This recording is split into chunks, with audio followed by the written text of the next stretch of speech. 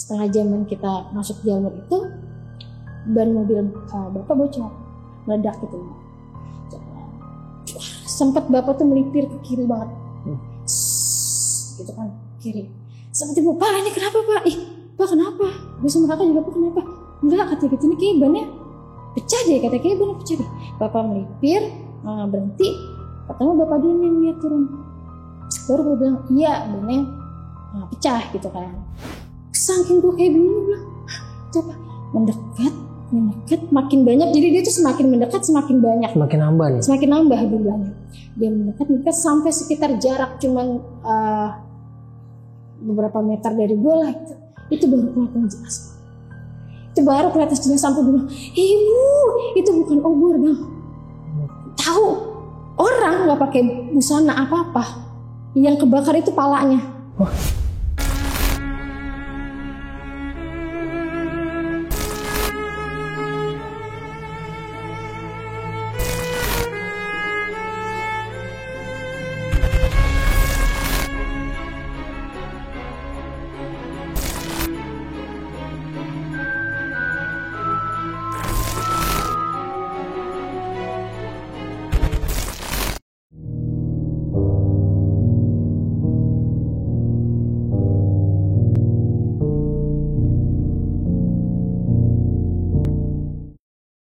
Assalamualaikum warahmatullahi wabarakatuh. Balik lagi di Dimensi Mistik bareng gue Aris. Dan di video kali ini seperti biasa gue udah kehadiran seorang narasumber yang mau berbagi pengalaman horornya pada saat dia dan keluarganya ini tuh mudik ke daerah Banyuwangi pada tahun 2004. Dan narasumber gue ini mengalami kejadian demi kejadian horor pada saat melewati jalur Alas Roban ini. Dan seperti apa kejadian horor yang dialami sama narasumber gue, jadi langsung aja kita sapa atau kenalan sama narasumbernya. Halo Kak Yesi. Terima kasih banyak Kak Yesi udah berkenan nih datang ke Dimensi Mistik untuk berbagi pengalaman horornya ya. Dan katanya kita pas ngobrol-ngobrol itu pernah mengalami kejadian pada saat mudik nih ya. Kejadian horor itu di jalur Alas Roban nih. Iya. Kalau boleh diceritain sedikitnya ngalamin kejadian apa nih Kak pada saat mudik itu nih? Jadi waktu pas mudik di tahun 2004 itu, gue ngalamin ya beberapa kejadian di perjalanan. Dari yang gue mimpi berhenti di salah satu rumah makan dan ngalamin beberapa kejadian, dan ternyata beberapa jam dari mimpi itu setelah gue terbangun, gue berhenti di warung makan yang sama persis kayak di mimpi. Sama persis warungnya pada saat di mimpi ini nih? Iya sama persis, sampai berlanjut di beberapa kejadian waktu di jalur Alas Roban. Banyak banget nih ngalamin kejadian itu ya, yang bisa dibilang cukup di luar nalar nih ya. Di luar nalar. Oke, tapi boleh kita tahan dulu mungkin ceritanya kayak biar teman-teman penasaran nih.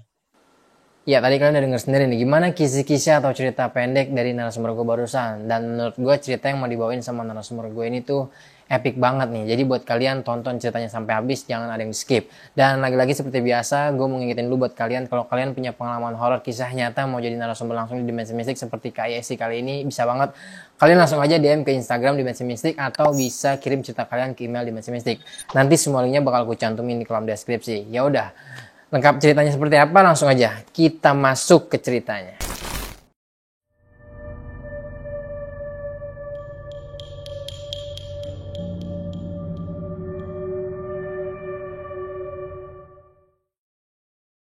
Ya Kak Yesi boleh dimulai nih, gimana kalau ceritanya? Ya jadi ini tuh cerita gue sama keluarga gue waktu pulang ke Banyuwangi melalui jalur Alas Roban. Iya. Gitu.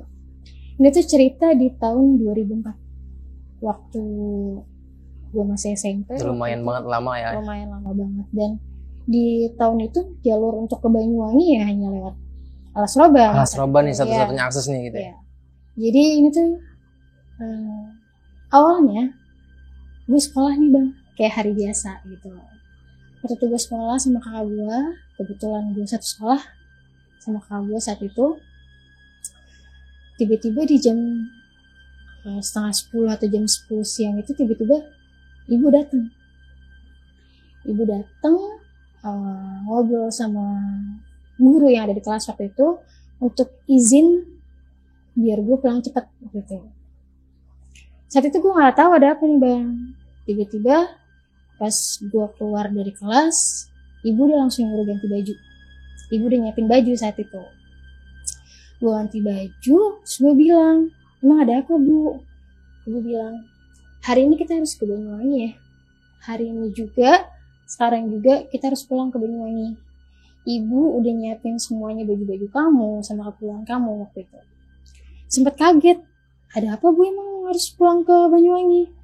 Terus ibu cuma bilang, udah ikut aja, kamu gak usah nanya-nanya. Oh yaudah, kebetulan kakak gue juga udah ganti baju tuh bang waktu itu. Singkat ceritanya, naiklah gue ke mobil saat itu. Gue pakai mobil pribadi ya, sama ayah, ibu. Jadi gue, kakak gue, ibu, bapak sama adik. Waktu itu adik gue umurnya masih sekitar 7-8 bulanan lah. Itu saat itu langsung hari itu juga nih? Hari itu juga dari sekolah langsung berangkat saat itu.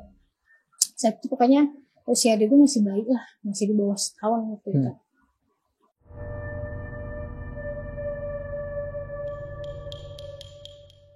Singkat ceritanya, kita langsung lanjut perjalanan buat menuju ke Banyuwangi saat itu. Nah, beberapa posisinya, gue jelasin posisinya dulu nih ya. Jadi bapak nyetir, ibu di depan sama adik yang masih bayi, gue di sebelah kiri di belakang ibu, kakak di sebelah kanan di belakang bapak posisinya.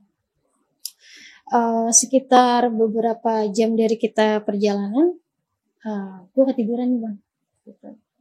Gue ketiduran. Nah, di saat gue ketiduran itu gue mimpi bang.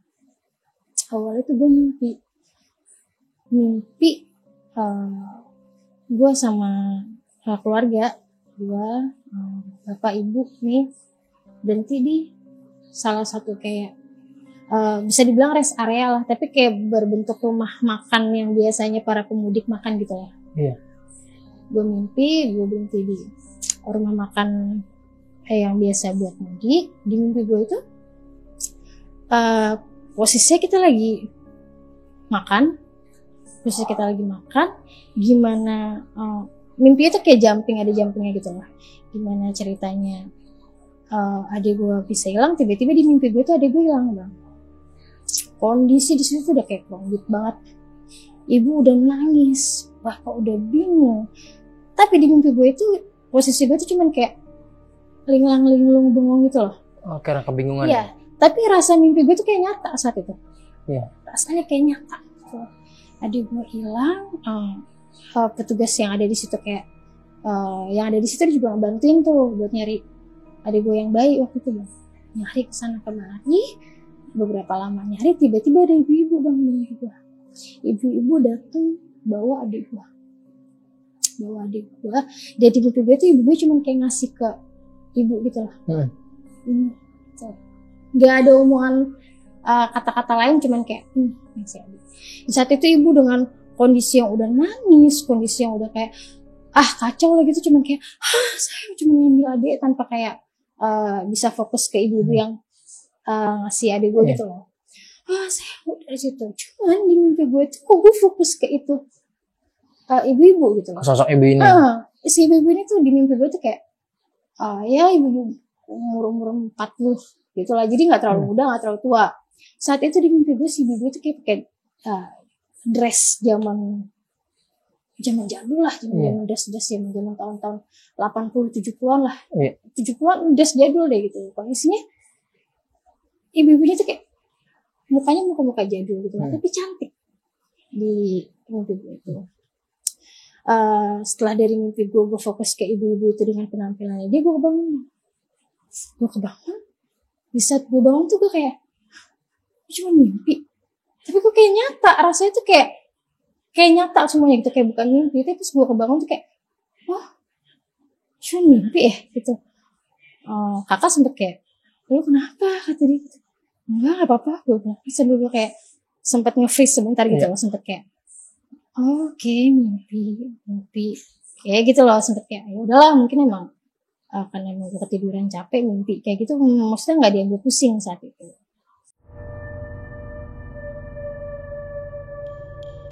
Nah, jeda beberapa jam dari itu bapak ngomong, makan dulu yuk. Jadi ya belum pada makan kan, Oh iya, saat itu udah sekitar berapa jam perjalanan, udah lumayan lah, kita udah keluar kota, Iya. udah bukan di wilayah Jakarta saat itu. Ya udah, ayo kita yaudah nanti di depan kita berhenti makan dulu. Gue biasa aja sambil senderan. Tiba-tiba bapak bilang, yaudah yuk makan yuk, di depan udah ada gitunya. Bapak belok, gue kaget bang. Hah? Ini rumah makan yang bapak berhenti itu sama persis kayak rumah makan yang gue mimpi. Yang mimpi di area. Iya. Area itu sama persis lokasinya, bentuknya semua dari dalam dan dari luar bentuknya itu sama persis. Gue sempet kaget, sempet kayak, hah? Tunggu deh, ini mimpi lagi apa? Nyata, gue bilang sampai gue kayak nyubit kan, beneran. Sampai kakak udah keluar, ibu udah keluar, bapak juga udah keluar, sampai bilang kayak, dia kenapa udah turun gitu, sampai kayak sempet bengong gitu loh, karena kaget, bener-bener mirip. Nggak apa-apa, pak, turun lah. Gue tuh turun juga dalam kondisi keadaan kayak, kok sama sih, ini apaan gitu loh. Gue masuk, bapak duduk nih, semua duduk. Gue izin ke kamar mandi nih buat kayak cuci muka lah. Karena gue masih kayak kaget ya, shock gitu. Gue cuci muka, sambil gue kayak, udah kebetulan aja kali ini atau gimana ya.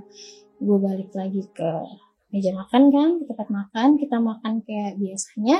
Nah, di situ anehnya, yang beda itu nggak ada kejadian adik gue hilang. Di yang kenyataannya itu nggak ada kejadian adik gue hilang. Dari kita makan sampai kita selesai, sampai bapak bayar, sampai kita mau balik, itu nggak ada kejadian adik hilang. Gitu. Oke, berarti memang tadi itu memang bunga tidur, kebetulan aja lah gitu. Oke, baliklah kita, masuk lagi dong ke mobil. Begitu kita balik dengan posisi tempat duduk yang sama kayak tadi ya, bapak mundur. Begitu bapak mau ke jalan utama, belok, itu gue ngeliat ibu-ibu yang sama persis kayak di mimpi gue bang. Oh yang tadi di pinggir jalan, gak jauh dari, jadi ini rumah makan yang kita datengin. Bapak belok, dia tuh diri kasarannya di samping rumah makannya, di jalan mau keluar ya. Tiba-tiba muncul di sini. Itu di warung makan itu. Karena posisi gue kan pas banget sebelah kiri di kaca dong. Terus bapak mobil jalan, gue ngeliat tuh ibu-ibu. Gue sempet kaget kayak, hah? Itu bukan ibu-ibu yang di mimpi gue ya? Sampai bener-bener gue perhatiin, sampai mobil di jalan, gue sampai nengok ke belakang buat mastiin itu benar. Bajunya sama, mukanya sama, persis kayak yang di mimpi gue. Gue sempet kaget kayak, apaan sih nih? Mulai gak enak. Rasa mulai gak enak. Lagi-lagi karena yang di samping kakak gue udah lebih deket, dia ngomong, lu kenapa sih? Dia bilang gitu kan. Enggak, gue gak kenapa-napa. Gue bilang, lu kenapa? Maksud dia aneh gue gitu loh. Enggak, gue gak apa-apa. Terus gue diem, gue istighfar sambil gue kayak, ini apa sih? Kok gue ngeliat ibu gue ada di mimpi gue. Terus gue datang ke rumah makan yang sama persis kayak di mimpi gue gitu loh. Tapi di rumah makan itu banyak pengunjungnya nih? Banyak rumah makan ya biasa kalau orang mudik gitu. Sama persis gitu. Cuman bedanya aja kalau di mimpi gue adik gue hilang, ini enggak. Ini enggak ya? Tapi ibu-ibu yang gue lihat itu sama, ada di kenyataan, berdiri di pinggir jalan. Gitu. Gue istighfar berkali-kali, sempet kayak mencoba cerna ya, ini apaan sih kok dikasih mimpi kayak gini gitu loh. Itu kisaran jam berapa nih? Itu kayak kisaran sih berada di warung itu? Di siang, sekitar jam 2 atau jam 3. Jam 2, jam 3 siang. Pokoknya udah mau ke menjelang sore lah. Menjelang sore lah. Gitu. Nah, kita juga selain di rumah makan itu, kita juga emang banyak berhentinya, banyak istirahat ya, karena bawa bayi waktu itu kan. Sampai akhirnya tuh kita nyampe di jalur Surabaya itu memang udah malam. Sekitar jam 8, jam 9 deh. Itu udah malam deh. Yang harusnya kita sebelum gelap juga udah sampai harusnya. Cuman karena memang kita banyak istirahatnya, sekitar jam 8, jam 9 kita baru sampai tuh di jalur Surabaya.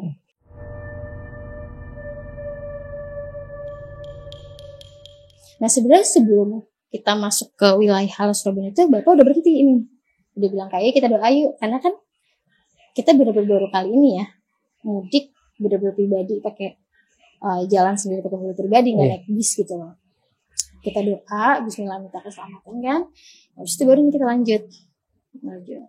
Waktu masuk ke wilayah alas robannya itu masih biasa aja nih.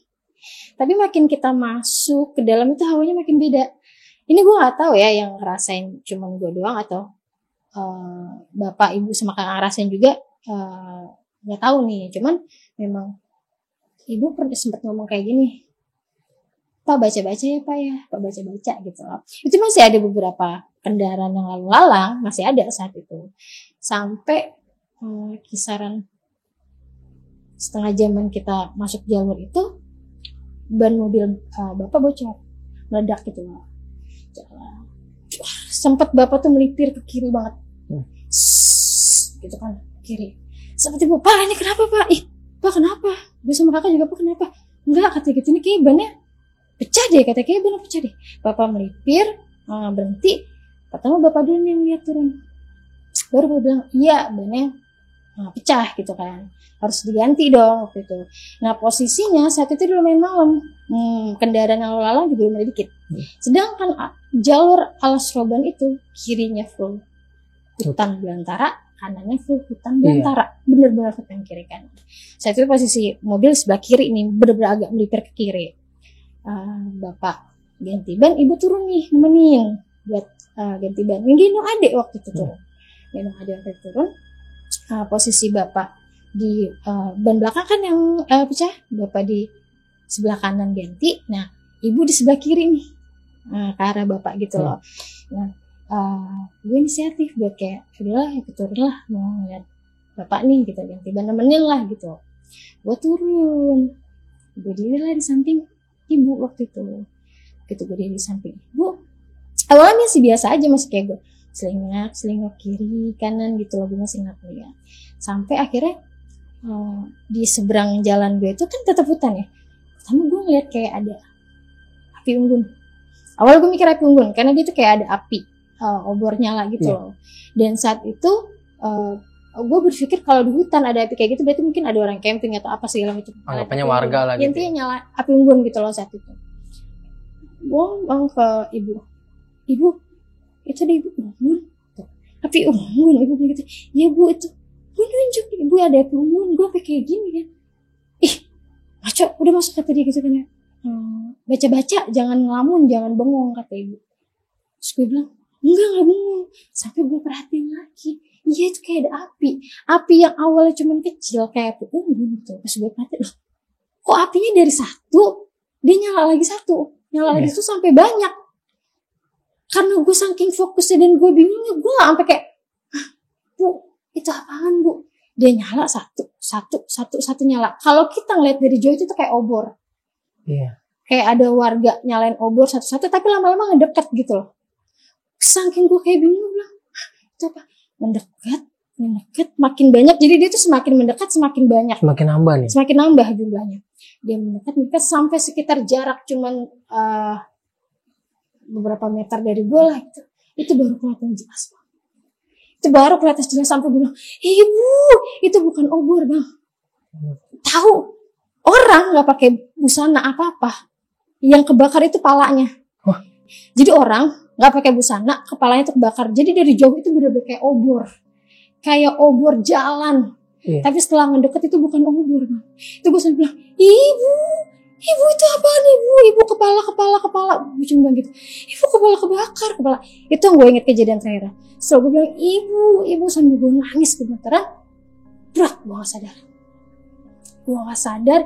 Ingetan terakhir gue adalah itu jaraknya deket banget, dan itu orang-orang, ada perempuan ada laki-laki tanpa busana yang kepalanya kebakar merupai obor gitu loh. Kebakarnya bener-bener kayak obor itu loh, lancip ke atas. Itu hal yang gue inget terakhir kali. Gue pingsan, sadar itu ibu udah di depan, udah nangis kayak, dia kenapa, udah dikasih minyak angin lah, dikasih apa gitu. Gue bangun, gue kaget kan, ibu gitu ya. Udah istighfar, doa ayo doa dulu, istighfar. Minum lah, gue dikasih minum lah. Gak tau bapak ngebacain apa di minuman, gue dikasih minum. Udah di situ tuh yang gue inget, gue cuma kayak ibu kayak apa sih, syok gue. Kayak ibu itu apa, ibu udah gitu. Istighfar, minum, kenangin kakak gue udah panik. Kenapa sih? Gue bilang, iya ada kepala. Gue bilang, udah gak usah diomongin, kata ibu. Udah nanti aja, kata nanti aja. Gue pengen berusaha ngasih tahu ada kepala gitu loh. Saat itu gue ditenangin lah, ibu juga udah nenangin, kakak juga udah nenangin. Bapak bilang lah, udah yuk baca bismillah lagi, kita lanjut perjalanan, katanya. Dede udah enakan, Dede udah bisa itu. Iya, gue cuma bilang, iya pak, udah pak, cuman kondisi masih lumayan shock saat itu. Akhirnya bapak baca bismillah, kita baca bismillah, lanjutin perjalanan. Jeda lanjut dari berapa meter bapak lanjutin perjalanan itu, gue lihat bang di samping gue, ibu-ibu yang di mimpi gue, ibu-ibu yang tadi gue lihat di rumah makan, ibu-ibu yang gue lihat di mimpi gue, itu ada di samping. Kalau kita ngeibaratin itu kayak dia tuh terbang ngikutin kita, tapi baru di samping kaca. Tiba-tiba ada di samping kaca mobil. Dengan kondisi gue yang lagi shock, dengan kondisi gue yang lagi kaget, gue ngeliat dia itu tapi kayak tenang bang. Gue ngeliat, tapi gue gak kayak, enggak.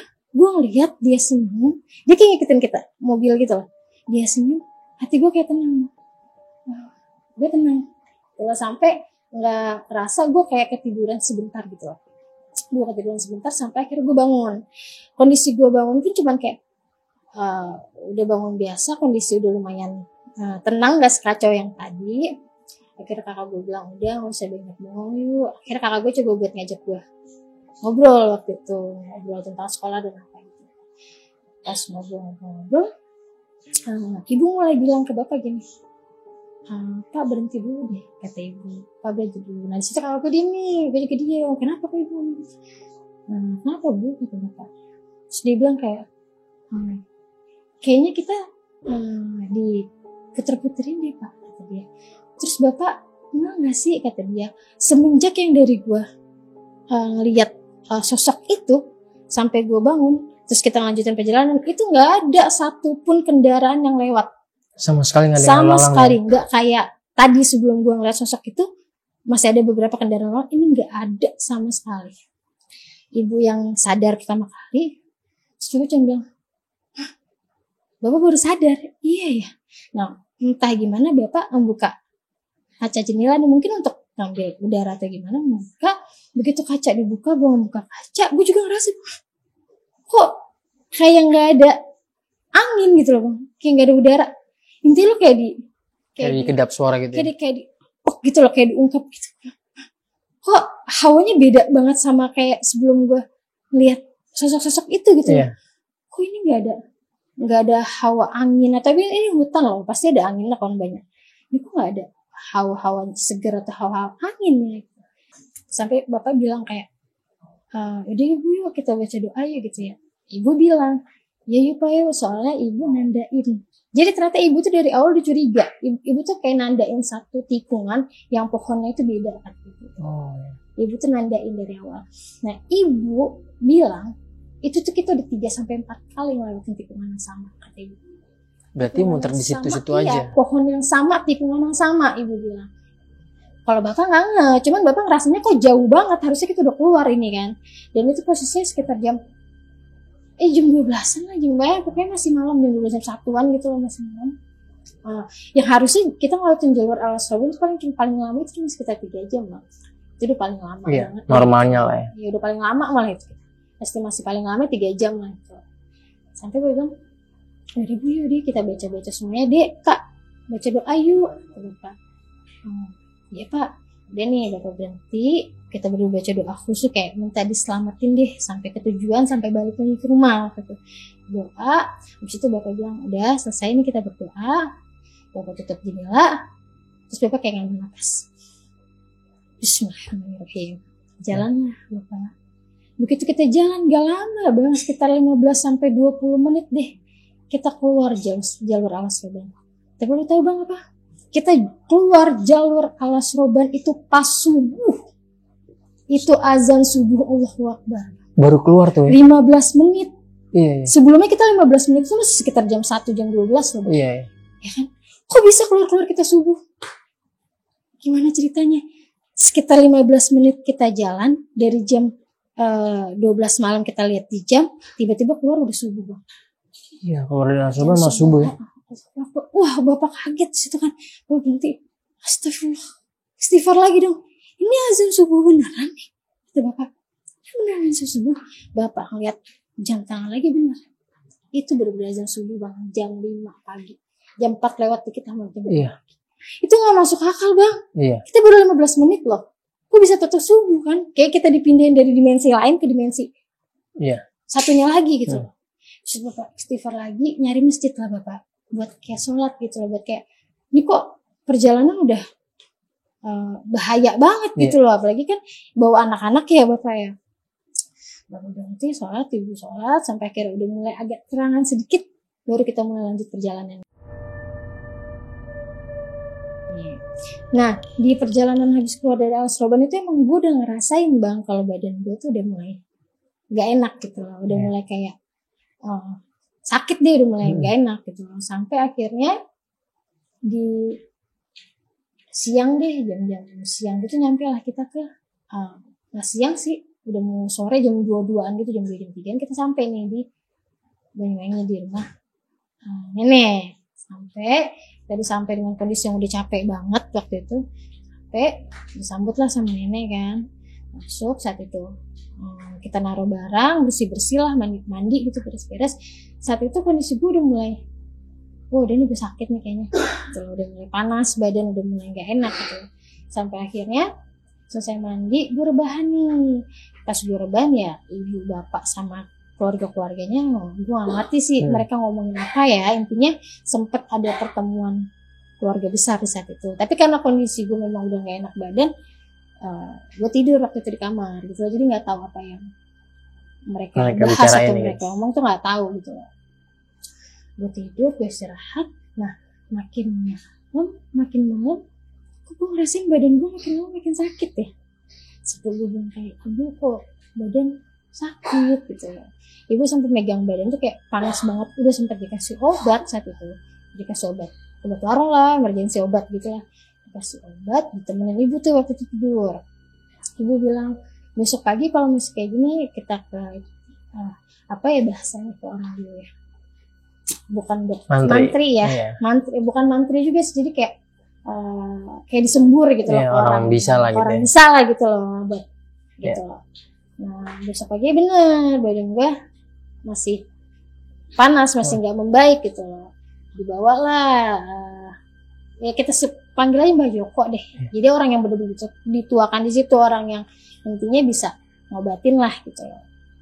Dibawa ke sana. Begitu gue nyampe di depan pintu sama ibu, sama bapak sama nenek, si Mbak Joko dibilang, loh lapo iki gitu, ini kenapa katanya gitu kan. Ya Mbak demam, kayak dijelasin lah. Terus Mbak ngomong kayak gini si Mbak Jokonya, ini kenapa, di jalan ada apa, tiba-tiba ngomong kayak gitu tanpa ibu ngomong apa-apa ya. Niatnya emang cuma buat nyembur doang, buat enakan gitu. Ini ada apa kata si Mbak Joko. Ibu cerita lah semua yang kita alamin, dari gue ngeliat sosok itu, terus kita di Alas Roban muter-muter sampai akhir kita keluar Alas Roban itu. Intinya ibu nyeritain semua yang kita alamin di jalur Alas Roban. Terus Mbak Joko bilang, oh alah katanya gitu ya, gak apa-apa katanya gitu ya. Maksudnya kayak kalau dari versi Mbak Joko tuh karena kita bawa bayi nih, adik kan masih di bawah 1 tahun ya, kita bawa bayi jadi wangi gitu loh, jadi wangi di situ. Jadi penghuni di situ lumayan suka gitu loh.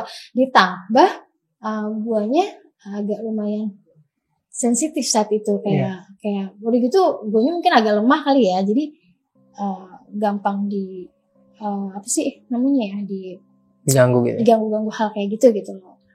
Gak apa-apa ini sawan jalan katanya, sawan jalan ini mah gak apa-apa katanya gitu. Semoga besok sembuh ya. Dikasih lah gue air minum deh, intinya yang dibaca-bacain gitu, gue suruh minum waktu itu. Udah di situ tuh saat itu tuh Mbak Joko cuma ngomong kayak gitu aja gitu loh, nggak ada ngomong lebih. Cuman di hati gue tuh kayak penyampaian Mbak Joko tuh kayak ngegantung gitu loh. Di hati gue kayak ada yang ngegantung gitu. Singkat ceritanya balik pulang, gue minum tuh obatnya, bukan obat, air yang dari si Mbak Joko. Minum, sebenarnya sih nggak langsung kayak enak gitu ya. Cuman yang tadinya gue ngerasa kayak badan gue enak, itu mulai kayak enakan sedikit Berkurang lah gitu, rasa nggak enak badan gitu lah. Sampai akhirnya besok paginya masih nggak enak, cuman besok pagi itu masih kayak ya biasa aja lah, masih udah kayak orang yang mau sembuh tapi masih nggak enak gitu, biasa aja. Sampai di hari besokannya gue udah bener-bener kayak udah enak nih, udah sembuh gitu. Nah karena gue udah sembuh, gue mulai keluar nih dari kamar bang. Tadi kan gue diem aja di kamar kan, ngerasain badan gak enak. Gue keluar nih. Nah dulu itu di rumah nenek itu kayak ada buffet jadul yang kaca gitu. Nah isinya itu kayak foto-foto gitu loh, foto-foto zaman-zaman dulu deh, foto bapak waktu masih kecil, foto nenek masih kecil, semuanya deh intinya dipajang di buffet itu. Gue ngeliatin satu-satu kayak, oh ini bapak ya, oh ini sampai mata gue tertuju di foto paling ujung. Foto ibu-ibu yang di sanggul rapi, bukan sanggul yang gitu ya, sanggul bawah rapi, pakai kebaya itu ibu-ibu mirip sama ibu-ibu yang gue lihat di mimpi sama di rumah makan. Yang di rumah makan itu sama ya? Gue bilang kayak, ih, kok gue kayak nggak asing kan ya? Cuman memang beda penampilan ya. Kok kayak nggak asing, sampai gue ambil buffet, gue lihat lagi, ih, astagfirullahaladzim, gue bilang, ini ibu-ibu yang gue lihat di mimpi, sama ibu-ibu yang gue lihat di rumah makan. Gue tanya dong ke nenek kan, nah ini siapa? Gue bilang gitu kan ya, ini siapa? Oh Iku Uyut, kata dia. Itu ternyata Mbah Buyut gue bang. Oh Mbah Buyut ya. Mbah Buyut, iya Mbah Buyut. Gue pernah lihat Mbah Buyut saat gue kecil, tapi kan yang gue lihat itu versi dia sudah tua ya, versi dia memang sudah, ya intinya sudah buyut lah, sudah sepuh yang gue lihat. Jadi gue gak kenalin versi dia muda. Gue bilang kayak, ini Mbah Buyut, iya ini Mbah Buyut kamu, kenapa toh gitu, ada apa? Gue cerita lah, tadi gue gak pernah cerita kan yang masalah gue mimpi, karena gue anggap kayak ya sudah, mungkin memang mimpi gue aja kan. Gue cerita, ada bapak dia bilang, iya dia tuh kayak gue jelasin dari awal gue tidur, terus gue mimpi, gue jelasin semuanya. Jadi lihat ini gini, kenapa nggak ngomong, kata ibu sama bapak, kenapa nggak ngomong? Gue bilang enggak, dia mikirnya mau udah kayak ya udah gitu loh, mimpi doang atau cuman kayak kebetulan aja. Gue bilang kenapa nggak ngomong sih, nenek juga walah yaudah nanti kita ke itu ya, ke Mbah Joko lagi kayak gitu. Yaudah ya, nah sore ini kita nyempetin nih, karena kan rencananya besok paginya itu kita harus pulang lagi kan ke Jakarta. Sorenya ke Mbah Joko lagi. Si nenek udah cerita duluan nih ke Mbah Joko pakai bahasa Jawa lah, intinya cerita. Terus Mbah Joko cuma ketawa senyum, dia bilang nggak apa-apa itu ya. Intinya kalau bahasa Indonesia nggak apa-apa, itu Mbah Buyut lagi ngejagain katanya. Mungkin inti Allah walam ya, kalau Mbah Buyut nggak ngejagain, mungkin kejadian yang kita alamin tuh bakal jauh lebih ekstrim dari yang kita alamin saat itu. Dari Allah walam ya, itu yang Mbah Joko sampaikan saat itu. Nggak apa-apa, ini Mbah Buyut lagi ngejagain cucu-cucunya katanya gitu ya. Apa baik kok Mbah Buyut katanya. Di situ gue cuma kayak ya ampun, kayak nggak nyangka semua kejadian yang ada gitu. Terus Mbah Joko bilang kayak mau pulang kapan intinya? Bapak bilang besok pagi rencana kita pulang lah gitu, intinya besok kita pulang. Terus Mbah Joko kayak ngasih nama kasarnya jimat kali atau gimana nggak ngerti. Dia pakai kayak dibungkus kain gitu, bilang ke bapak katanya ini taruh di dashboard mobil ya gitu, insya Allah biar nyampe ke rumah aman, insya Allah biar di jalur itu aman gitu. Nggak ada apa-apa lah gitu. Selain baca Bismillah gitu, minta perlindungan sama yang kuasa, Mbah Joko ngasih itu gitu loh, buat ditaruh. Oh ya Mbah, katanya gitu, terima kasih katanya. Udah tuh akhirnya singkatnya besoknya kita pulang, tapi hasil yang tadi kita mau pagi, siang kita baru sempat pulang waktu itu. Siang kita baru sempat beres-beres, kita pulang nih, pamitan sama nenek, pamitan sama keluarga juga. Pulang nih kita akhirnya, pulang ya kita baca Bismillah dulu lah, minta keselamatan sama kuasa. Bapak taruh lah jika tadi, ya kita ngomongnya jimat lah ya. Intinya bekal dari Mbah Joko di atas dashboard mobil taruh. Udah kita perjalanan kita juga sempat berhenti di oleh-oleh sampai akhirnya kita masuk Alas Roban tetap malam lagi, posisinya sekitar jam 7-an cuma saat itu. Kita masuk Alas Roban, Bapak seperti biasa sebelum kita masuk ke jalur itu Bapak tetap baca bismillah. Ya kita baca bismillah ya semoga selamat sampai tujuan. Bismillah, langsung lanjut Bapak tancap gas. Nah, jalan. Sebenarnya sih di situ suges gue mungkin karena suges pas berangkatnya ya. Jadi di situ mulai kayak waduh, bentar ada apa lagi nih? Ini gitu loh suges sendiri. Coba kayak ngalah bismillah ya Allah, ngalah bismillah gitu loh. Bismillah. Jalan. Bapak juga di saat itu mukanya kayak lumayan tegang gitu lah.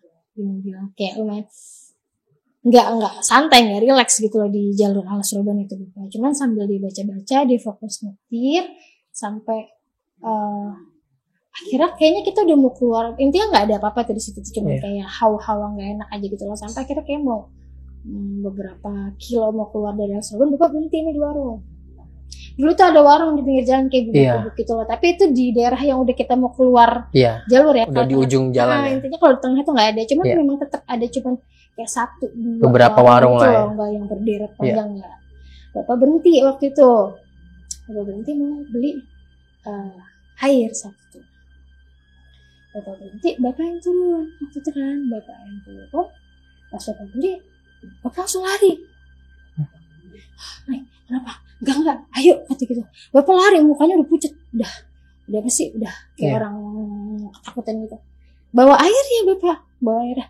Udah, nanti jangan diminum dulu, kata Bapak, jangan diminum dulu. Ayo, jalan nih, jalan Pak, kenapa? Udah nanti aja. Bapak diem tuh, wah Bapak diem, air kita nggak boleh minum dulu nih. Saya Bapak jangan minum dulu, jalan, Bapak jalan sampai akhirnya kita keluar jalur Alas Roban. Bapak berhenti, Bapak istighfar. Astagfirullahaladzim, kata Bapak. Pak kenapa kita kayak gitu? Astagfirullahaladzim, Bapak ngeliat apa yang dia lihat, katanya. Jadi Bapak itu kan modelnya warung nih, bubuk. Nah dia tuh langsung kayak ngelos, ada pintu belakangnya gitu, langsung hutan gitu. Ya kan langsung hutan. Cuman kalau versi gue itu kan gue melihat ukurannya sama kayak kita ya, seperti kita manusia gitu loh. Cuman kepala kebakar. Kalau Bapak ngeliatnya satu sosok tinggi tapi kepala kebakar. Jadi sosoknya jauh tapi karena dia tinggi gede, kepalanya kebakar, jadi kelihatan jelas. Bapak itu bener-bener kayak pandangannya kan langsung ke pintu belakang ya. Bapak ngeliat sosok itu, wah dia udah merinding, dia udah ketakutan karena memang bener-bener jelas sosok kepala kebakar kayak yang gue bilang. Kebetulan Bapak ngeliat apa yang dia lihat, katanya Bapak ngeliat apa yang dia lihat, katanya. Ya Allah Pak bener kan? Di situ kita kayak langsung kayak make sure bener gue berangkatnya ngelihat sosok itu, cuma beda versi aja gitu loh. Sekarang Bapak ngeliat kan? Ya Allah Pak, di situ Bapak mikirnya kayak ya Allah ini takutnya kita bahasanya ketempelan atau diikutin loh takutnya. Bapak istighfar kayak ini kenapa kan? Sampai akhirnya Bapak lanjutin lagi perjalanan dengan hati yang kurang tenang ya saat itu. Di situ hati gue juga lumayan kayak ini apa sih, jangan sampai ngikut ke rumah atau apa saat itu. Ibu udah melukin adik sambil baca apa yang dia bisa, udah dipelukin aja. Nah, disclaimer lagi, di sepanjang perjalanan kita pulang adik rewel ya. Adik tuh rewel, nangis gak berhenti-berhenti. Adik gue yang rewel, nangis gak berhenti-berhenti. Begitu keluar dari jalur Alas Roban baru dia di sepanjang jalan dia rewel nangis. Udah dikasih susu sama ibu, udah dikasih apa, enggak, tenang sampai keluar dari jalur itu baru dia udah diam. Singkatnya kita sampai rumah Bapak juga masih dengan kondisi yang lumayan tegang ya gitu. Nah saat itu juga Bapak nelfon kampung, ini apa kok, intinya dia menjelaskan lah apa yang dia ituin. Terus ada juga rewel gitu loh. Terus nenek ke rumah Mbak Joko buat kayak ngasih teleponnya gitu loh. Terus Mbak Joko bilang harusnya sih nggak gitu ya harusnya gitu. Terus Mbak Joko diem sambil dia ngomong, oh ini bentrok kata dia. Jadi Mbak Joko tuh kayak ngasih energi aku kurang ya, paham bisa dibilang jimat lah yang dia mengandung energi hal-hal seperti kayak itu ya. Wapak gitu ya, gitu. Yang ternyata dia itu bertentangan sama energi yang ada di alas roban itu gitu loh.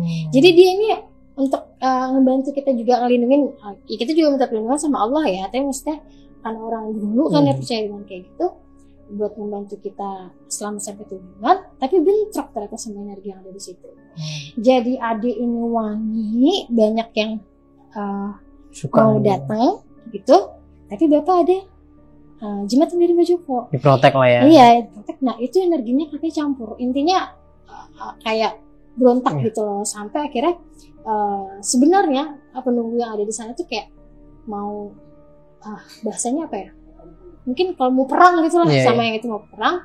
Jadi bapak itu dilihat itu satu sosok sama kayak gue, cuman versi raksasanya. Tuh. Kalau dari Mbak Joko, udah habis itu dibuang aja ya, dikubur. Si Mbak Joko jembatan dikasih ke Mbak Joko itu disuruh dikubur. Kita dibuang lah gitu. Dikubur, dibuang. Di situ bapak bilang, udahlah cukup, ini untuk pertama kali dan terakhir kalinya kita pulang ke Banyuwangi pakai mobil pribadi. Karena selama ini kita pulang naik bis itu kita nggak pernah ada kejadian kayak gitu. Selama naik bis aman-aman aja nih. Kita tuh sering kayak mondar-mandir Jakarta, bisa dibilang setiap tahun kita pulang ke Banyuwangi 1 Lebaran gitu. Tapi kita naik bis waktu itu. Memang setiap kita mau masuk jalur alas roban itu ibu selalu nyuruh kayak tutup hordeng gitu loh. Biasanya keneknya juga selalu bilang, kita udah mau masuk itu ya. Biasanya memang rata-rata mereka selalu tutup hordeng gitu. Ada juga yang enggak sih sebenarnya gitu. Memang selalu, tapi nggak pernah ada apa-apa.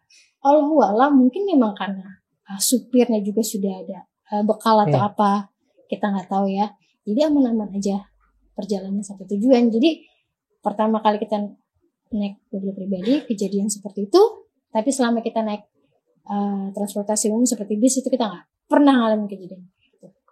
Walaupun banyak banget ya cerita-cerita, tapi selama kita naik bis kita nggak pernah ngalamin. Justru kita ngalamin di saat kita benar-benar jalan ke Banyuwangi sendiri pribadi gitu. Karena bapak bilang, udah ya cukup, ini untuk pertama dan terakhir kalinya gitu loh. Terus ibu bilang, apa kalau ini juga nggak mendesak banget juga, ibu nggak mau sebenarnya. Ya udah ini yang terakhir kali, besok-besok semendesak apapun kita usahain naik bis kata bapak. Udah dari situ bapak juga minta naik share dari Mbak Joko, tapi ini kita nggak ada yang ngikutin kan atau apa gitu. Mbak Joko bilang enggak kok aman, udah dikubur aja yang tadi saya kasih gitu, baru dikubur. Setelah dikubur ya alhamdulillahnya baik-baik aja nih, aman-aman aja nih. Aman aja. Cuman di situ jadi tahu kayak, oh yang gue lihat ini sih Mbak Buyut gitu. Apa yang gue lihat di alas roban itu mungkin memang kayak karena dia gue wangi atau gimana ya, itu jadi kayak sudahlah. Jadi mengundang lah ya auranya gitu ya. Terus jadi kayak sudahlah, cukup jadi pengalaman yang lumayan bikin jantung deg-degan sih. Tapi mungkin sampai pada saat itu udah nggak lagi nih ya mudik atau pulang ke kampungnya pakai mobil pribadi lagi. Kita vakum sampai 3 tahun. Baru kita pulang lagi. Oh, jadi 3 tahun. 3 tahun kemudian nih Lebaran kita baru pulang ke Banyuwangi lagi nih ya. Betul. Karena memang pada saat itu alas roban ini belum dibagi 3 jalan jalurnya ya. Belum, masih satu akses ya. Masih di 2004 itu ya. Masih. Dan itu benar-benar masih apa ya, bisa dibilang kita belah hutan sih, belah hutan banget sih. Karena memang jalan satu-satunya ya lewat situ. Sebenarnya bisa. Pada saat itu ya. Kalau nggak salah sebenarnya sih bisa sih lewat. Nggak tahu ya. Karena saya tahu Situbondo sebenarnya bisa. Cuman kita kayak muter kejauhan jaraknya ya. Gitu loh. Jadi ya semua orang yang pada saat waktu itu mudik lewat alas roban jalurnya emang itu aja. Cuman satu itu, dan memang udah terkenal dengan dengan keangkerannya lah ya. Dan sempat sebenarnya sih kayak aku nanya ya, itu apa sih, kok seumur hidup nggak pernah ngeliat sosok bentuknya kayak gitu loh. Iya. Itu apa gitu, karena itu apa gitu. Cuman kalau ibu atau bapak coba menjelaskannya kayak ya mungkin karena memang zaman dahulu banget itu kan memang terkenal tempat-tempat untuk membuang-buang sesuatu yang tidak baik gitu. Jadi mungkin itu sosok yang sudah terpadu dengan hal-hal yang nggak bagus, jadilah seperti itu. Iya, tapi nanti kita bakal lanjut nih kayak di sesi pertanyaan. Ya kayak sih berarti dari semenjak kembali ke Jakarta ya, pada saat itu nggak berani mudik dulu nih, dijeda dulu nih selama 3 tahun ya. Udah nggak, pokoknya kita jeda 3 tahun baru kita mudik lagi, itu pun kita pakai bis. Itu pun pakai bis nih, Iya, karena merasa bisa dibilang kapok nih ya, Kapok udah pakai mobil pribadi nih. Iya betul. Nah, kalau boleh tahu nih, kan itu bisa dibilang mendadak nih ya, Iya betul. pergi atau mudik pada saat itu. Itu kalau boleh tahu ada kejadian apa nih atau ada kabar apa nih dari kampung Kak Yesi ini? Sebenarnya sih kalau ditanya nih ya sampai detik ini sebenarnya gue juga nggak tahu sih bang ada apa sampai harus kita pulang saat itu juga Iya. gitu loh. Cuman yang gue sempet tahu waktu gue sampai kan gue sempet sakit ya, makanya sakit enak badan. Gue sempet ngeliat ibu, bapak, nenek sama keluarga besar bapak itu kayak ngumpul, kayak membahas sesuatu yang penting gitu loh. Iya, Dan gue nggak tahu apa yang dibahas. urusan keluarga pasti Betul. urgent ya. Betul. Karena kan tadi kan Kak Yesi juga nggak sempat menceritakan nih, Betul. karena memang kondisi Kak Yesi pada saat itu Sakit nih bro. sakit nih ya. Betul. Iya. Dan ketika pertama kali mau masuk ke area Alas Roban ya, ke jalur Alas Roban ini kan katanya Kak Yesi sempat mimpi dulu nih, mimpi di sebuah rest area bisa dibilang ya. Dan ternyata menjadi kenyataan nih, ada di rest area Yang dimimpi itu. yang dimimpi itu nih. Ini sama persis nih ya. Sama persis dari bentuk luarnya, bentuk dalamnya, sampai seragam karyawan yang dipakai itu semua sama persis, nggak ada beda. Bedanya cuman kalau di mimpi adik hilang, di kenyataan adik nggak hilang. Cuma bedanya hanya ada adik dan enggak ada adiknya nih ya. Cuman di situ aja bedanya. Tapi kalau untuk kayak pengunjung normal nih ya penuhnya. Normal, ada bis juga kok yang maksudnya Lalu lalang nurunin penumpang untuk makan di situ juga. Jadi kayak rumah makan memang khusus pemudik gitu loh. Oh iya, cuman emang sama persis dengan Sama persis nggak kejadian ada di beda. mimpi pada saat itu ya. Iya, betul. Nah, ketika melihat apa ya bisa dibilang makhluk yang badannya tanpa busana nih, Tanpa busana, benar-benar laki-laki sama perempuan itu campur. yang awalnya Awalnya saya 1.1 gitu ya. kayak api unggun atau obor lah bisa dibilang. Ini mereka seakan-akan kayak ingin keluar dari hutan Iya, Alas Roban ini. jadi awalnya tuh jauh kelihatannya kayak titik api unggun atau obor yang lama-lama dia dekat, tapi semakin dekat tuh mereka semakin nambah Semakin banyak nih ya. Cuma dengan kepala yang kebakar. Jadi Kebakar ternyata ini. itu orang-orang tanpa busana, badan kurus iya. itu jalan dengan kepala yang kayak obor. Dan yang bisa dibilang misterinya juga sosok ibu-ibu ini ada di samping mobil tiba-tiba nih ya. Itu dia. Tapi Yang nggak tahu tanya kenapa, di rest area itu Iya, di mimpi tapi ya. nggak tahu kenapa tenang aja waktu saat itu begitu ngeliat si ibu bawaannya tenang, yang tadinya ketakutan jadi tenang. Tiba-tiba muncul gitu aja nih Iya, ya dengan betul. sendirinya. Dan akhirnya ketika balik dari Banyuwangi ini, bapaknya sendiri mengalami nih ya, dan melihat sosok ini nih Melihat dengan versi ukuran yang berbeda, lebih besar lebih lagi besar ukurannya nih. ya, seperti raksasa. Gila, iya. Berarti ini menjadi pengalaman yang nggak bisa dilupain ya sama kayaknya sih ya Iya, pada saat betul. mudik itu ya. Betul. Nggak akan bisa lupa sampai sekarang. Sampai saat ini ya. Iya.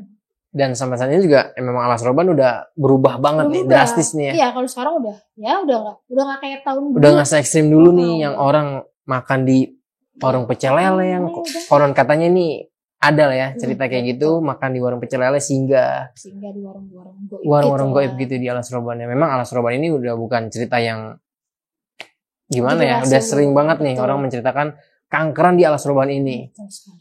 Dan alhamdulillah selamat nih kayak Ya, waktu alhamdulillah. perjalanan itu ya. Selamat sekali. Sekali lagi terima kasih banyak kayak sih udah berkenan nih berbagi pengalaman horornya pada saat mudik di Dimensi Mistik. Siap. Sukses terus buat karirnya dan salam buat Terima keluarga kasih. di rumah Kak. Ya, terima kasih. Dan lagi-lagi seperti biasa, gue mau ngingetin dulu buat kalian kalau kalian punya pengalaman horor kisah nyata mau jadi narasumber langsung di Dimensi Mistik seperti Kak Yesi kali ini, bisa banget. Kalian langsung aja DM ke Instagram Dimensi Mistik atau bisa kirim cerita kalian ke email Dimensi Mistik. Nanti semua linknya bakal gue cantumin di kolom deskripsi. Ya akhir kata gue Aris Dimensi Mistik beserta Kak Yesi pamit undur diri. Terima kasih banyak buat kalian semua yang udah nonton ceritanya Kak Yesi dari awal sampai akhir dengan skip. Dan gue Aris Dimensi Mistik dan Kak Yesi pamit undur diri. Wassalamualaikum warahmatullahi wabarakatuh. Bye. Kak Yesi terima kasih banyak. Sama-sama.